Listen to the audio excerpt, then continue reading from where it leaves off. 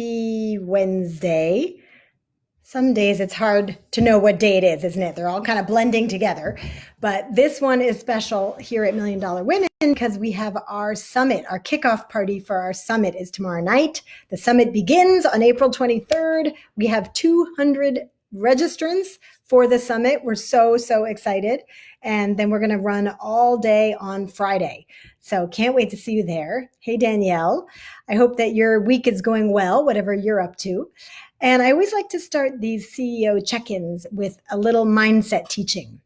Mindset used to be this nice to have before the pandemic, and now we're all just going off of whatever mindset best practices we have to try to get through this difficult time, stay hopeful, pivot our businesses, take care of our families, take care of our own mental health needs. So I've been sharing some tips here. Hey, Danielle. Hey, Breathe with Sheena. Hi, Kelly. And the one I want to talk about today is a mindset practice called focus on what you want. Now, that sounds so simple, right? Focus on what you want. Why wouldn't you focus on what you want? But the truth is, when times get tough, even in regular times, not as tough as these, we tend to focus on what's going wrong. We tend to focus on where have I failed, or what scares me, or what brings me anxiety. We tend to focus on what happens if I screw up, or what happens if I don't make as much money as I thought I was going to. What happens if I can't afford to pay my rent? All those thoughts you might have as a business owner. When the fact is, when we're in tough times, the best thing we can do is to use this mindset practice, focus on what you want. And here's what that looks like. It looks like getting recentered and refocused around what your goals are. And then you'll find ways to meet them. Because the truth is, when you're in that dark place, when you're in that scared place, there's actually like a body language that goes along with it, right? Imagine when you're feeling like scared or small or sad, you almost like feel like you want to like hug yourself and like retreat. And when you get into this retreat mode with like shoulders slumped and like nervous and anxious, that's not when you find solutions. That's not when you find ways forward. That's not when you feel confident to reach out for help and ask someone who maybe has already solved the problem you're having. How did they solve it? That's also not when you're going to feel inspired to try something new or try something different, which is probably what's going to get you out of the mess you're in. So focus on what you want is a great little phrase to write in all capital letters and like keep on a Post-it somewhere near your computer, because it helps remind you to just stay really centered and focused on the things you want to bring about in your life. We've been doing that here at Million Dollar Women Summit, which is just being 100% focused on delivering an amazing virtual experience. And the truth is, there are challenges to that every day. You know, we hear about these Zoom bombers who are interrupting people's Zoom calls. We hear about how, you know, we could get kicked off the internet. We worry that people won't be able to hear the summit for whatever reason. There are all these things that we could be thinking about and talking about. And of course, we're dealing with those eventualities and putting lots of plan A and plan B and plan C into place. But our number one focus is that everyone who attends the Million Dollar Women Summit has an extraordinary experience, meaning she meets other high growth women entrepreneurs. She gets to work with a mentor if she signed up for that. She attends an interactive workshop that gives her incredible takeaways for her business. She feels inspired. She feels uplifted. She realizes she's not alone. And that is the main thing that we are focused on. Now, do we have to cut out a whole bunch of other things? Yes, like I don't listen to the news very often anymore, because when I do listen to the news, I get anxious. I start thinking about all the things that could go wrong in the world. So I've been on a very low dose of news. And if you're at home thinking, yeah, maybe I should start that, it feels great to not follow the news that carefully, because the truth is there isn't that much new every day. But each time you watch the news, it takes you away from focusing on what you want, which is to get through this time with your business not only intact, but with new ideas, with new things that you've invented, with new ways of doing business that are more online, building your list, connecting with new women, coming up with new partnerships. These are all things that we're seeing in the Million Dollar Women community, and it's so inspiring. I'm going to share a bunch of those stories at the Million Dollar Women Summit, and we've had women sharing them right here on CEO Check-In, like Mindy Smith last week talking about sending out her fashion boxes to kids from her store, now closed, in Williamsburg, Brooklyn. So when you focus on what you want, that's when the good stuff starts happening, and you shut out the noise of all of the anxiety-making things that could distract you from reaching that goal. So I hope you'll try that today. Put the Post-it by your computer, all caps, focus on what you want, and see if whenever your mind drifts to the anxious thoughts, if you can just get recentered and maybe make a list of 10 things that you can be doing during this pandemic time that will get you closer to what you want. Maybe it's building your list. Maybe it's coming up with a new marketing campaign. Maybe it's working with a coach. Maybe it's reaching out to a fellow woman entrepreneur who has a business that's complementary with yours, and you two could create some kind of a cool barter or partnership. I've talked here on CEO Check-In about a barter I'm doing with another coach that we're super excited about. This is a time to get creative, right? If you focus on what you want, you'll find all kinds of cool new opportunities so that you can look back on this time and say, hey, that was really hard, but look at all the amazing things that came out of it.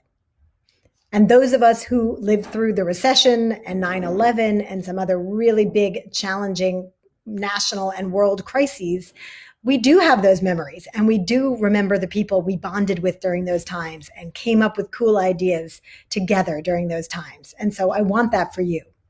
Okay, I want to leave time for coaching, so we're going to stop there. Today's mindset practice, focus on what you want. And if this is your first CEO check-in, we have all the other ones recorded and available on my YouTube channel with a great mindset practice, really specifically designed for business people, at the top of every CEO check-in. So just go to YouTube and then put in Julia Pimsleur Coach, and that'll come right up.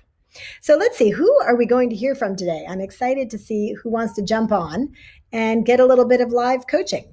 Let's see, Dory Jean is one person I see we have with us. Let's see if she wants to come live, or Karen, if you want to come live. Karen Sates. Ayan, see if you want to come live. We have Breathe with Sheena. Great to see you all today. Hi, Rabia. Rabia is another one of those success stories. She just started a new program where she's helping leaders in the corporate world to get the support they need during this time. She just came up with a whole new program that she launched in the space of about 3 weeks, and it's helping leaders to converge with other leaders and get through this time in a really positive, powerful way.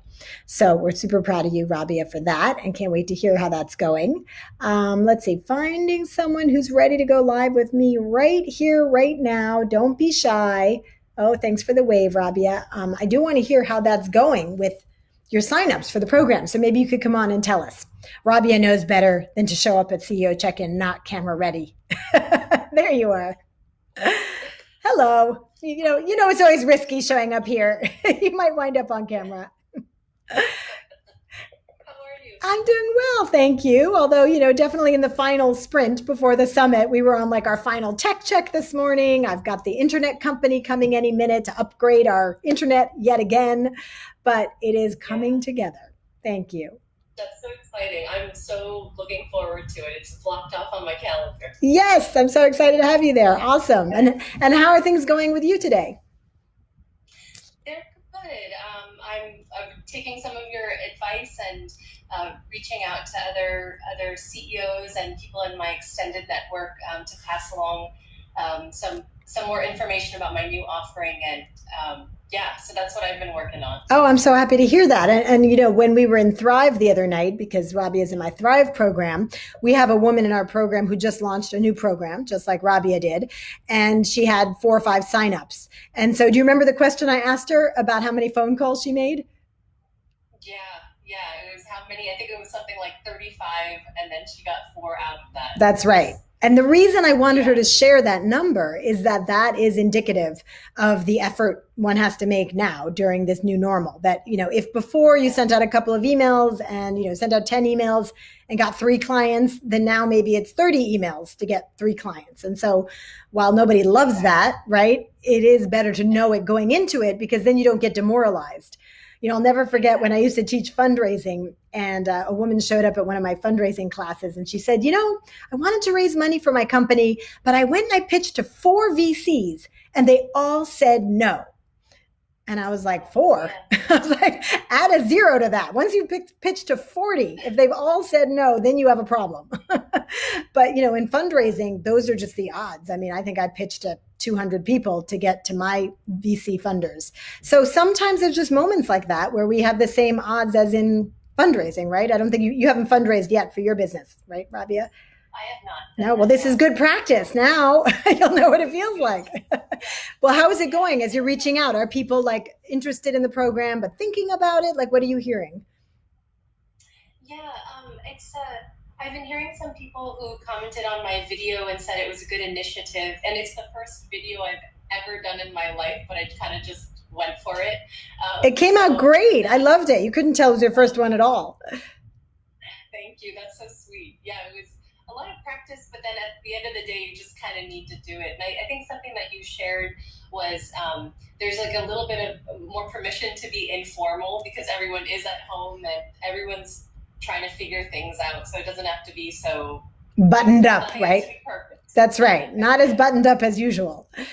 Well, I thought you found a really, really good tone. And, it'd be great to hear what your next steps are going to be, because I think sometimes we think, well, gosh, that came out great. That should attract the people.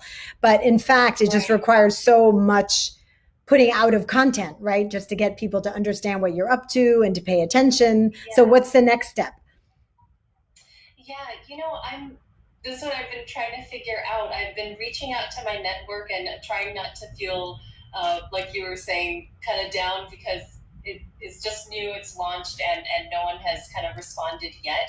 Totally normal. I think one of the things that you shared was to put out another video, I think, of what they will feel like at the end of it, which I think is a great concept. And I would love actually to know more what you would be looking for as a potential client, just to kind of guide me with that. Sure. If you have some thoughts. Absolutely. And for anybody with a services business, this is a really critical thing to get right, is when you're describing your program to, yes, talk about how it's going to work. Like in Rabia's case, they're going to meet with her, they're going to meet other leaders. So that you do want to talk a bit about what I call the how, right?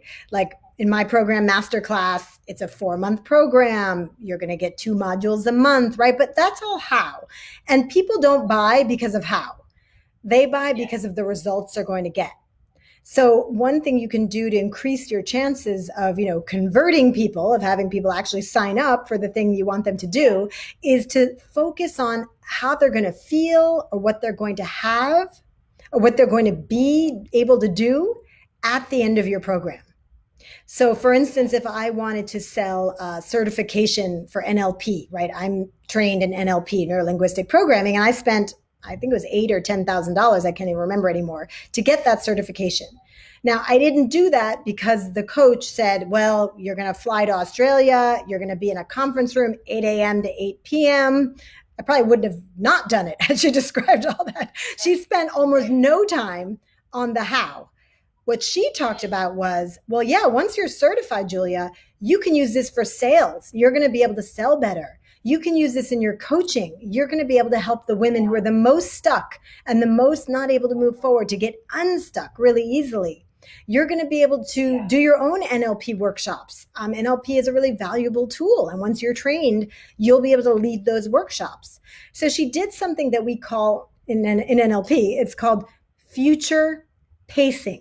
So future dash pacing. And what that means is helping someone to imagine this future where they've already achieved this goal that you're going to help them with in your program or service. And what will life be like then, right? Because that's really what they're paying for. I mean, Disney really got it right in the sense that they figured out from early on, right? People aren't going to Disney for a vacation. They're going to experience the magic. And so all of their commercials and showing kids delighted. It's all about this magical moment. And all their staff is trained in, let's give people magical moments. So, okay, we're not Disney, right? We don't have the $3 billion marketing department to help us figure that out. But we can all figure out in our own businesses, what's the equivalent of that? What is going to be so amazing, back to Disney, that families that don't even have a lot of disposable income are going to save up all year to be able to take their 5-year-old to Disney and have them have that magic experience. It's not because of the how, right? They're not saying, and I've been to Disney with my kids, they didn't say in the commercials, we're going to bring your son a Mickey Mouse shaped, head shaped pancake for breakfast and it's going to be delivered by, Donald Duck. Now, those things did happen and they were magical, but they just kept emphasizing, do you want to have magical memories with your family? And as a parent, you're like, of course I do. That's more important than anything. Right. So what ideas does that give you? Like, what do you think they're going to be able to do at the end of your program or be or have that they don't have now? Yeah, no, that's a great framing. And I would say for executive teams, they're going to have a deeper level of trust with one another, more respect for varying perspectives across the executive team. And they're also going to be able to make decisions faster and feeling like their opinions are heard and really learn how to agree to disagree, but then be brought on board once a decision is made. So they're not just starting dissension in the ranks by being annoyed about something when they walk out of the room. So better at managing conflict. It sounds like they're going to learn conflict management, how to have tough conversations. Do you think this would help them become better leaders of their teams? Totally. Better leaders. And really what I would mean by that is recognizing the impact that they have to influence the culture. And leaders cast a tall shadow, that phrase. And, yes. Sorry, there's a guy mowing my parents' lawn outside if you're hearing that. But I'm not hearing it, but I love that. We're just managing it all at once. It's cool. I've got the optimum guy showing up here any minute, so I'll be next. Right, yeah. It's kind of nonstop. Exactly. But yeah, so I think that's a big piece. Well, let's take it one step further, Rabia, because that so far doesn't bring them money. I'm very interested in if they're going to spend money to be in your program, what's going to happen at the end of it that's going to make them more successful in their career? So do you think someone who learns how to be better at conflict management, a better leader, better at managing their team, do you think that person has a higher chance of getting promoted? I think they have a higher chance of getting promoted, and also the ripple effect that's going to cause on their teams is going to enhance their team's productivity, which then their team can take better care of their employees. I like that. Their customers. Yes. And build more business. Well, that's going to impact the bottom line, isn't it? Absolutely. It is. Absolutely. So I'm wondering about how you could work in your videos and in your conversations with them, some future pacing around what's it going to be like 2 months after they finish this program, right? And then you could even say to them, like, look, the pandemic at some point we're going to get back to work, right? We don't know exactly what that'll look like. Maybe we'll be sitting 6 feet apart from our colleagues. But when they do, you can just say to them, like, do you want to be that person, right, who learned all these new skills, brought everyone together, kept the team motivated, the one department where money's still coming in? Like, if that appeals to you, then that's what my program's about. Right. And that's where I would put your focus, is help them see, like, when women sign up for my program, I can already see what they're going to be like at the other end, because I've helped so many women through that journey of productizing their services, ramping up their marketing, knowing their finances better. So I can describe the future them to them. And that's exciting. And that makes you want to sign up. That's so helpful. Yeah. And I think I was watching, I just wrapped up the Sales Cure, your program. And one of the things when it comes to qualitative consulting services like mine around leadership development, it's hard to quantify. And there's always I've come across it. There's always a CFO who's like, well, what's the ROI going to be on this? Of course. And I think your framing of that future, the future state and the tangible nature of it, I think I need to work on that a bit more. And what you're saying is really helpful. That's great. And I bet, Rabia, you have some examples in the people you've worked with. I know some of your clients personally, and they adore you. And so I think if you went back to some of your clients and said, hey, you know what? I'm just trying to help people understand the value of being in my programs. Can you tell me one thing that happened after we worked together, even if I'm not 100% responsible for it, where you got a raise or your department made more money or you got promoted, like anything tangible, so that you could then go tell that story to others? Because that really makes a huge difference to hear, someone just like me worked with you, Right. and here's what happened to them. You're not guaranteeing that's going to happen, right? But you're just saying, Sure. here are some of the things that That's an happen. example. Exactly. Yeah. Well, you've got this. I'm excited to see what happens next. And thanks for jumping on you. to share your story with us. Awesome. Good luck filling up the Thanks so much, program. Julia. Well, I'll see you in Thrive. Bye, Rabia. Thank you very much. My pleasure. See you tonight. Rabia is in my new program that I launched just for during this time called Thrive, where with a small group of women, I have a weekly mastermind meeting to make sure that they can pivot their businesses and keep making money. I have a question coming in from, and you're doing great, Rabia. It'll be really great to share that with the group tonight. I have a question coming in from Marian in Romania. She says she'd like to do her own business, to be a freelancer, but she doesn't know how to, let's see, I want to see the rest. It got cut off somehow. And then she said, will you make another new book? Well, I'm glad you asked. Thank you, Maria or Marian. I am writing my next book. It's about the go big mindset and how to take these mindset practices into the business world so that you can have the right foundation for building a multi-million-dollar business and creating the life you want. Because otherwise, what's the point of being a small business owner? I always like to say you need to have your business work for you, not you for your business. Because if the business doesn't work for you, then you might as well go get a job, right? The whole point of being an entrepreneur is that the business should work for you. So, Marian, if you want to come on live, you can ask me your question. Maybe just send me a little request to go live and I will bring you on. In the meanwhile, let's see who else is with us. Hi, Jamie. Jamie graduated from Masterclass a couple of years ago. Nice to see you. We have Naras. I'm going to try one more time. Nope, not going live yet. Looking for one more person who would like to get some live coaching today before we have to jump off. Oh, look, it's already 12:29. Actually, no, you know what? I think we're going to jump off because our $1 Million Women's Summit is starting tomorrow night. We are so excited. We have 200 people signed up and it's going to be amazing. I hope I'll see you all there. If you don't have your ticket yet, please email Maddie, Maddy, at juliapim.com because it's going to be an amazing opportunity to bond with other women entrepreneurs, find out what's working. Thanks for the good luck, Karen. What's working, what's not, share our stories. And I'll be right back here on Monday, but I won't be here Friday for the usual CEO check-in because of the $1 Million Women's Summit.